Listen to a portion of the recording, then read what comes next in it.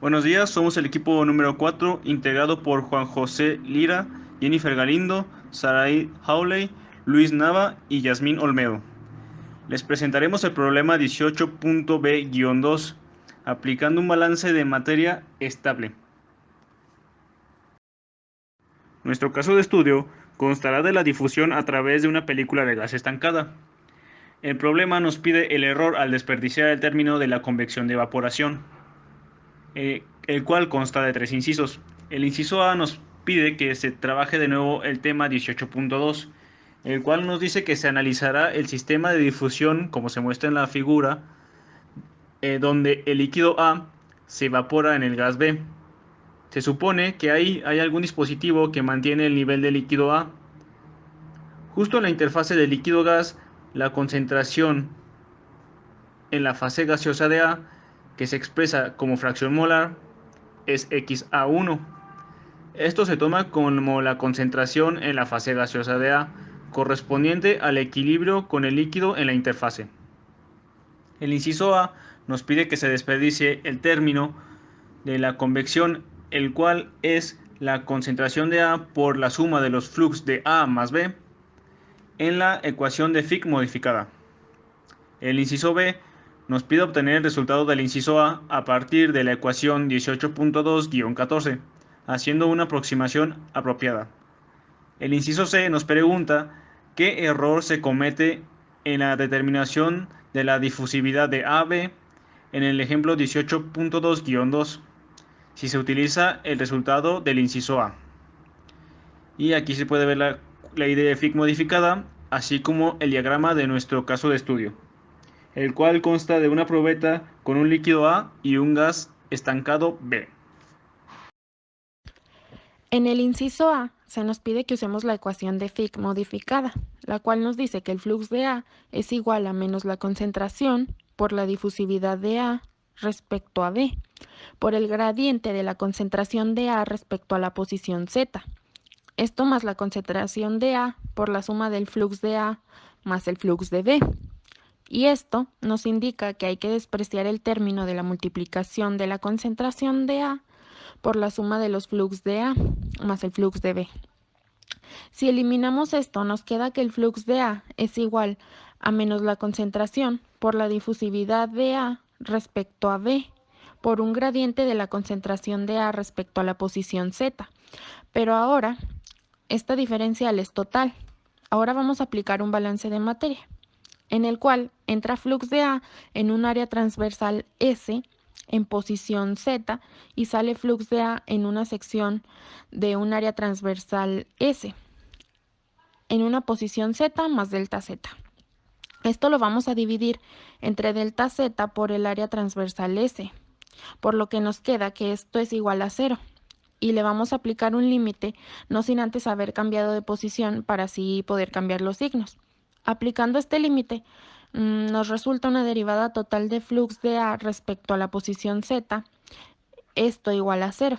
Sustituyendo la ecuación 18.2-2, que es la que obtenemos de eliminar el término de la concentración por la suma de flux de A más el flux de B, en la ecuación de la diferencia que acabamos de obtener, nos queda entonces que el diferencial respecto a Z de menos la concentración por la difusividad de A respecto a B, esto por el gradiente de la concentración de A respecto a la posición Z, es igual a 0. Deduciendo y organizando términos, ya que menos la concentración por la difusividad de A y B, lo pasamos al lado derecho de la ecuación, dividiendo. Esta se elimina, quedando una segunda derivada. A esta le vamos a sacar el diferencial Z, pasándolo al lado derecho de la ecuación, y una derivada la sacamos para poder integrar y resolver.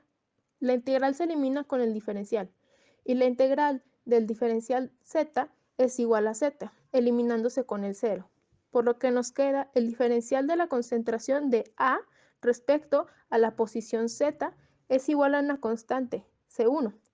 Esta nuevamente la integramos pasando el diferencial Z al lado derecho de la ecuación, obteniendo que el diferencial de XA es igual a la constante 1 por el diferencial de Z.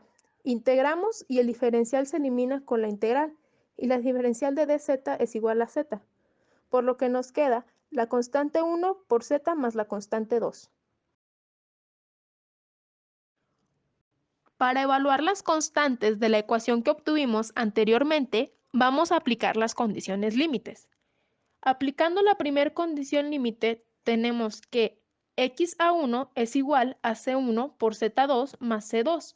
Y aplicando la condición límite número 2, obtenemos que x(a2) es igual a c1 por z2 más c2.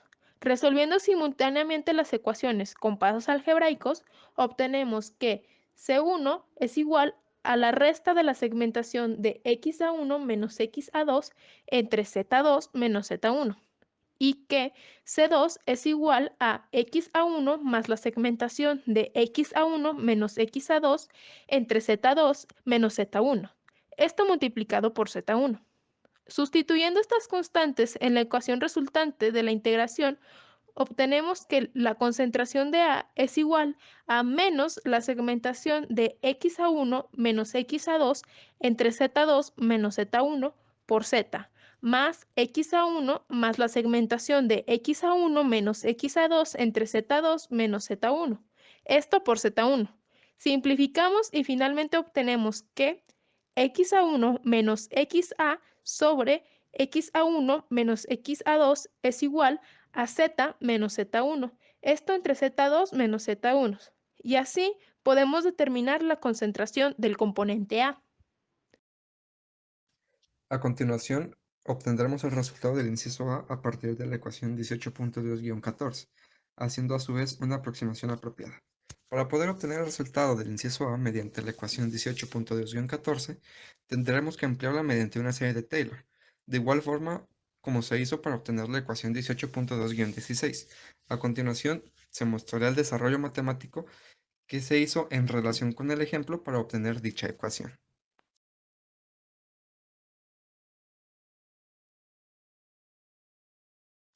Una vez realizado todo el desarrollo matemático, procedemos a utilizar la ecuación 18.2-13, que corresponde a xb media. Teniendo en cuenta esta ecuación y la obtenida anteriormente, ambas ecuaciones pueden combinarse dando origen a la siguiente ecuación, donde finalmente se puede obtener la demostración de la ecuación planteada al inicio del problema. A su vez, si se desarrolla la solución de la ecuación 18.2-13 mediante una serie de Taylor, se puede obtener la siguiente expresión, que al analizarla se puede determinar la complejidad que ésta tiene. Ahora resolveremos el inciso C, el cual nos pide calcular el error que comete en la determinación de DAB en el ejemplo 18.2-2, si se usa el resultado que obtuvimos en el inciso A. Tomando los mismos datos que nos proporciona el ejemplo y usando las fórmulas que también nos proporciona el ejemplo, obtenemos un valor de NA de 7.26 por 10 a la menos 9.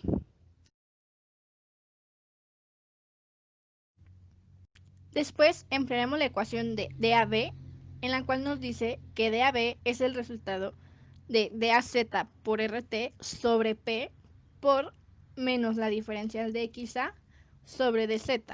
Esta también la podemos escribir como DAB es igual a DAZ RT por Z2 menos Z1 sobre P por XA1 menos XA2. Sustituyendo valores podemos llegar a un valor de 0.041.